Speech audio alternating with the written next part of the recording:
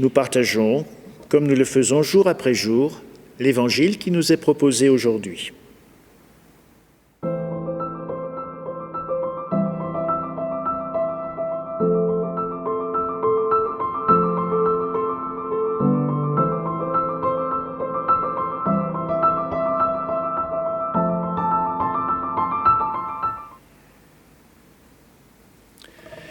De l'évangile de Jésus-Christ selon saint Matthieu. En ce temps-là, Jésus disait à ses disciples : « Ne pensez pas que je sois venu abolir la loi ou les prophètes. Je ne suis pas venu abolir, mais accomplir. Amen, je vous le dis, avant que le ciel et la terre disparaissent, pas un seul iota, pas un seul trait ne disparaîtra de la loi, jusqu'à ce que tout se réalise. Donc celui qui rejettera un seul de ces plus petits commandements et qui enseignera aux hommes à le faire sera déclaré le plus petit dans le royaume des cieux. Mais celui qui les observera et les enseignera, celui-là sera déclaré grand dans le royaume des cieux. » J'ai intitulé cette méditation « Au nom de la loi ». La loi, elle est là pour ouvrir des chemins, même si sa formulation négative peut paraître pesante. Tu ne feras pas cela. Mais si elle ne formulait que des obligations positives, la loi deviendrait beaucoup plus restrictive en réalité. Prenons un petit exemple simple. Si le règlement du lycée stipule « tu ne viendras pas en cours vêtu simplement d'une feuille de vigne », ça veut dire que tous les autres vêtements imaginables sont acceptables. Mais s'il fallait au contraire faire la liste de tous les vêtements autorisés, tu porteras 7 tenues, ce serait beaucoup plus limité, forcément. Jésus le Christ ne dénie pas l'importance de la loi, mais quelque chose de plus important que la loi même doit guider notre action. L'urgence de celle ou celui qui a besoin de nous. Nous avons appris qu'un feu rouge oblige catégoriquement à s'arrêter. C'est légitime, absolument indispensable. Mais l'automobiliste qui vient de charger dans sa voiture une personne en situation d'urgence absolue et cherche à rejoindre le service d'urgence de l'hôpital le plus rapidement possible pourrait, en regardant prudemment si rien ne vient couper sa route, transgresser cette règle, franchir un feu rouge. Jésus dépasse la loi pour approcher la personne blessée, pas pour l'accabler de leçons de morale. Tu n'as que ce que tu mérites, tu devrais avoir honte de ce que tu es devenu, ni même de conseils envahissants. Il le fait avec amour, surtout humblement, pas par le haut mais par le bas, sans chercher à dominer ni même à donner autre chose que lui-même. Il témoigne de la conviction que chaque personne est importante, un enfant de Dieu. L'approcher avec tendresse, avec respect, avec des mains qui apaisent et répandent l'huile de la miséricorde sur les blessures les plus profondes.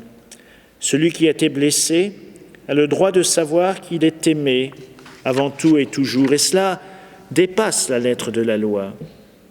Jésus tend la main pour dire à chacun de nous : il y a beaucoup plus en toi que tout ce que tu peux imaginer. Tu peux danser ta vie même si tu es un peu boiteux, tu peux ouvrir les yeux même si tant de choses t'aveuglent, et surtout tu peux de toute manière apporter quelque chose même si tu ne t'en doutes pas. Ne pas en rester à l'apparence des choses, même recouverte du manteau de la loi. Vous connaissez peut-être cette histoire de sagesse orientale qui raconte la mésaventure d'un jeune prince invité à une réception dans une ville du royaume de son père. Il s'y rend à cheval, un peu fougueusement, le chemin est boueux, les fondrières profondes, et pour plus de commodité, il voyageait avec une tenue assez piteuse qui ne craignait pas de salir, et il avait eu grand soin, bien sûr, de mettre sa tenue de prince dans un sac soigneusement fermé, attaché au pommeau de sa selle. Hélas, dans son zèle d'arriver à tout prix et à temps, sa monture s'abat, le jette dans un fossé boueux, puis s'enfuit. Couvert de boue, parvient tout de même au palais où se déroule la fête et sent avec plaisir la bonne odeur du festin, tandis que résonnent les musiques joyeuses. Mais en le voyant arriver en si piteux équipage, les serviteurs le chassent prenant pour un mendiant. Dépité, il fait demi-tour et retrouve alors par chance son cheval et son vêtement de fête demeurés intacts. Se présente à nouveau à la fête, cette fois il est reconnu, accueilli chaleureusement comme il se doit. Alors, désireux de faire comprendre ce qu'avait pu être son expérience, il se dirige vers le buffet somptueusement garni, prend de la nourriture et de la boisson et commence à l'étaler sur sa somptueuse tenue en disant « Mange mon manteau, bois mon manteau ». Le maître de la fête le regarde abasourdi, lui demande s'il est devenu fou. « Oh, pas du tout », répond le jeune prince. « Mais je constate seulement que je ne suis pas invité. Je me suis présenté une première fois, on m'a jeté dehors. J'ai compris que c'est mon manteau, ma tunique qui sont invités, pas moi. » Jésus ne s'intéressait pas au manteau et aux belles tuniques, mais bien à la personne en profondeur. Pas à l'apparence, mais au cœur de l'homme. Ce qui l'intéressait, c'était les portes auxquelles il venait frapper. Et pour les humains, les portes, ce sont les visages, et les visages s'ouvraient. Les habitants des petites synagogues où est prêché ne s'y sont pas trompés. La loi est importante, mais il y a plus que la loi, l'attention à celles et ceux qui croisent nos chemins.